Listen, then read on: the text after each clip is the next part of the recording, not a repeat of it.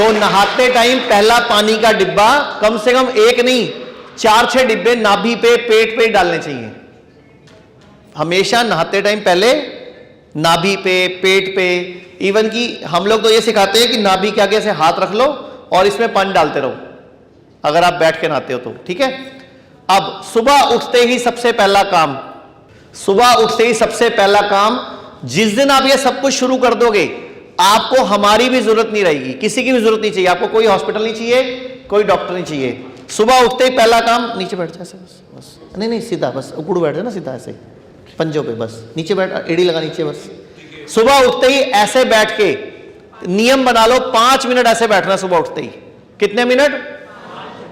और अगर सुबह उठते ही गरम गरम पानी या हर्बल टी या जो भी आप सुबह पीना चाहते हो, कोई आंवले का जूस पीना चाहता है, कोई एलोवेरा पीना चाहता है, कोई और कोई जूस पीना चाहता है, इस तरह बैठ के पियो। कितनी देर लगानी है? आप हैरान हो जाओगे 7 दिन के अंदर ना आपका गैस, एसिडिटी, कॉन्स्टिपेशन ये अपने आप दूर होना शुरू हो जाएगा। लेकिन करना क्या है? सुबह सुबह 5 मिनट ऐसे बैठना है, ठीक है। पहला आसन क्या है? इसको मलासन बोलते हैं, उकड़ू आसन भी बोलते हैं, इसको मल आसन भी बोलते हैं। वैसे मल आसन इसको बोलते हैं, ऐसे मतलब दोनों पैरों, हाथों के पैरों के बीच में हाथ जोड़, हाँ, इसको मल आसन बोलते हैं।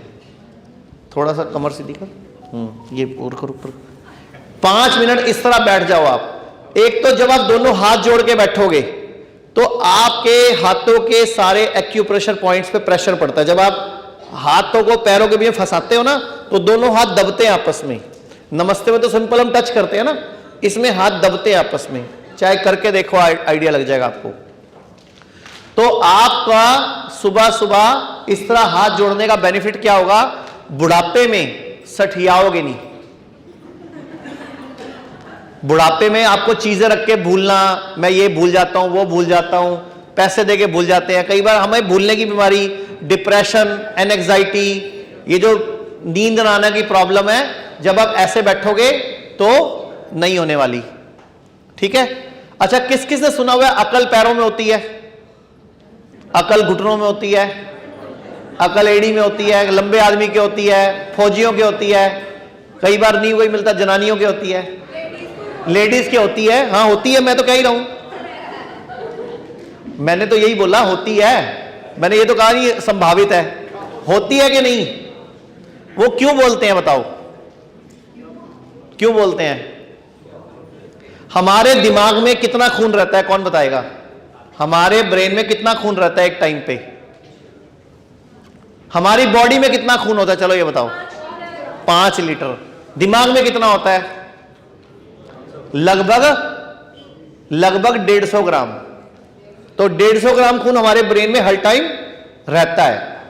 ऐसे हो जाए बेटा एक बार, ऐसे इधर मुंह कर ले, इधर बैठ जाए, वैसे ही बैठ जाए जैसे पहले बैठा था। हाँ बस। अब ये जो पिंडली है, इस एक पिंडली में लगभग 250 ग्राम होता है।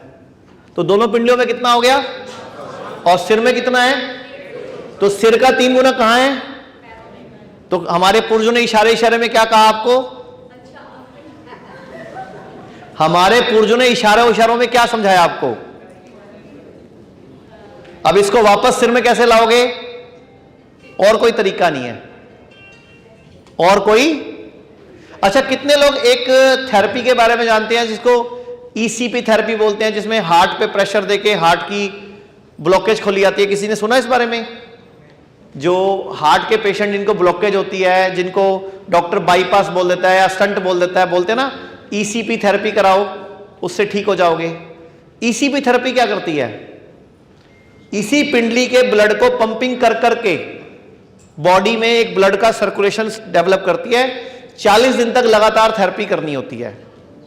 अच्छा, वैसे भी अगर आपसे मैं पूछूं, हमारा एक हार्ट यहां है, हमारे ब्रेन में जितना ब्लड रहता है उससे कम ब्लड हमारे हार्ट में रहता है।